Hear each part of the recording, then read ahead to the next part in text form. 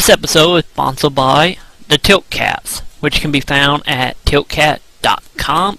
Also on Enterplay.info, which is a weekly podcast about video games, right along with some reviews that can be found over on their website. The Carousel Podcast, which can be found at thecarouselpodcast.com. Also a weekly podcast, which can also be found on Enterplay.info. But not only does it cover video games, also music, movies, and comics. So check them out. Hello everyone, welcome to this episode review, where we're going to be looking at a very interesting game called Catherine, which was published by, Atlas, and developed by the same people that you all might know and love, who have worked on such title as Persona.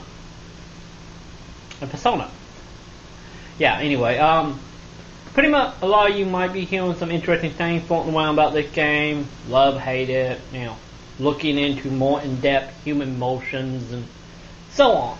But how exactly does it game that touch on many subjects no other game have ever touched on actually do as a game? Let's find out in the review of Catherine. Today we are looking at Catherine for the Xbox 360, also available on the PS3. The story of Catherine is a very interesting one, of you playing a demented soul having to deal with real-life things, such as becoming a father, marriage, and so on, by his girlfriend Catherine with a K, who is pretty much trying to put the relationship forward, as the main character kind of want to hang back a bit. And that, well, his woman of his with a new dream come in, another woman named Catherine. During this, we'll see. This one is extremely funky, so the game pretty much boils down to the love triangle that you can control by answering questions and playing out certain scenarios. But the game is a lot deeper than that. On top of that is the supernatural aspect. Pretty much at that bar you go to, you hang out with your friends and you meet other people who seem to be having some problems the same as you, because ever since then it seemed that people have been dying in sleep unaffectedly and having nightmares every night of climbing up a tower, which brings it into the puzzle game of that. Every night when you go to sleep you gotta climb a tower, and it sounds easier than it actually is. On the easier setting, this is quite a challenging game, with pretty much the puzzle in style of Cubert, which, a lot of you might not know, since that game is about 25 years old at that point, but if not older. But pretty much it boiled down to you moving blocks to make stairs going all the way up to the top of the tower.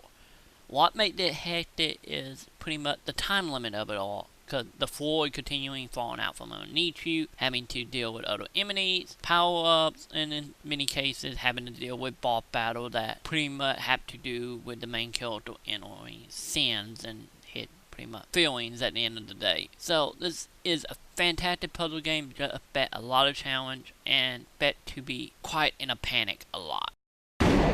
Don't you get it? You're cursed too. It's revenge for betrayal. Revenge.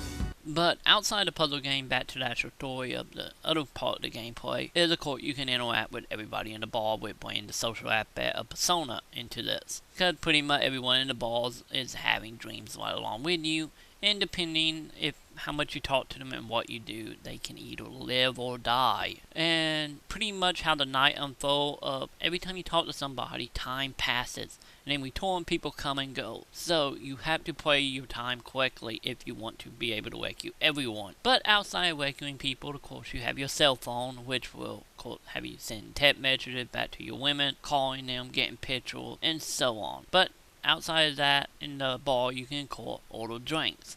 And every time you finish a drink, you will get a tip about whatever alcohol you just finished.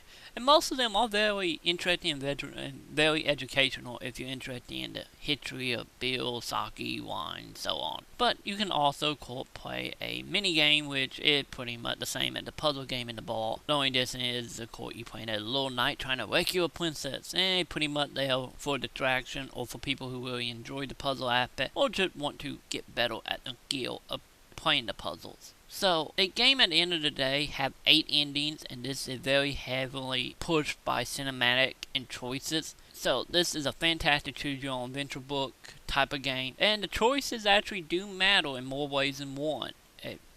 course get you to the end goal. And also, after every chapter of the puzzle, you will be asked a question, and the question will be shown in stats of how do women appeal to man actually answer that question by online statistic.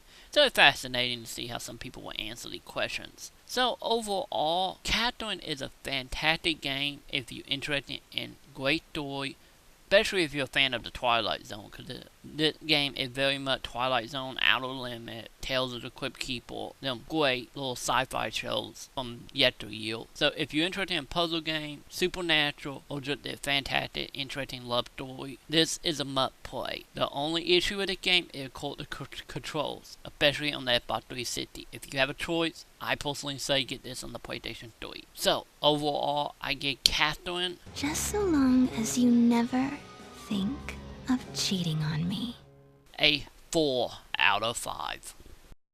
You're not really gonna try and play dumb now, are you? After all you've done to my body, night after night?